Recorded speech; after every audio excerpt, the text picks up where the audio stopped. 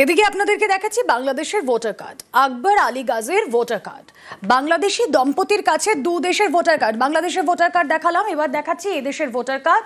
আকবর আলী গাজী একটু আগেই দেখালাম, বাংলাদেশের ভোটার কার্ড তার রয়েছে, আর দেখুন এদেশের ভোটার কার্ডও রয়েছে। শুধুমাত্র তার নয়, তার স্ত্রীরও নাম ফারহানা গাজী।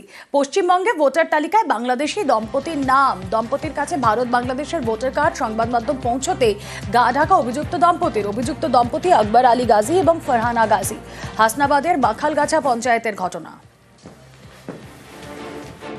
যতটা জানি যে 19 সালে উনি ভোটার হয়, 23 সালে জেতার পরে আমি কিছু কিছু জায়গায় অভিযোগ করি উনি দুই জায়গায় ভোটার। এই যে লোকগুলো বাংলাদেশে ভোটার, এপারে ভোটার, একটা দুর্ঘটনা ঘটতে পারে, সেই কারণে আমি চাইছি এনাদের একটা প্রতিবাদ হোক, যে কোনো পুলিশ প্রশাসন দিয়ে অ্যারেস্ট করুক এনাদের। উনি এখান থেকে 5-7 বছর আগে একবার এসেছিলেন, এসে এখানে ভোটার হন, তারপর থেকে এখানে থাকেন। তার ভাইপো পঞ্চায়েতের সুপারভাইজার গিয়াসউদ্দিন গাজী, তিনি ভোটারটা করে দিয়েছিলেন। তারপর থেকে উনি এখানে থাকেন, মূলত বাংলাদেশে, তবে এখান থেকে 5-7 বছর আগে এখানে এসেছিলেন।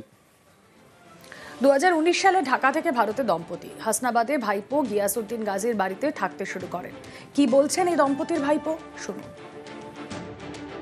কর্মসূত্রে ওখানে ছিল, মাঝখানে বলেছিল আমি এখানে বসবাস করব, তো সেই সূত্রে উনি বছর 8-9 আগে মনে হয় করেছিলেন, এসছিলেন, মাঝখানে চলে গিয়েছে, থাকবে না এরকম একটা ইঙ্গিত পাওয়া গিয়েছে। ওখানে কি আজ ছিল কি না ছিল ওটা আমি জানি না, তো আমি তো অস্বীকার করতে পারি না, যেহেতু ওনার বাবার ভিটা, এটা পৈতৃক ভিটা, ওনার জন্মস্থান এখানে, উনি এখান থেকে মাধ্যমিক পাস করেছিলেন, তারপরে কর্মসূত্রে চলে গিয়েছিলেন, এখানে মানে কাটা পড়বে, যেহেতু উনি এখানে থাকবেন না, থাকবে বলে হয়তো উনি করেছিলেন। অনেকে এরকম করে যে জমি জায়গা বিক্রি করতে পারবো না, সেই সূত্রে হয়তো করেছিল। এখানে এটা অবৈধ যদি হয়ে থাকে তাহলে সেটা করা সম্ভব ছিল না।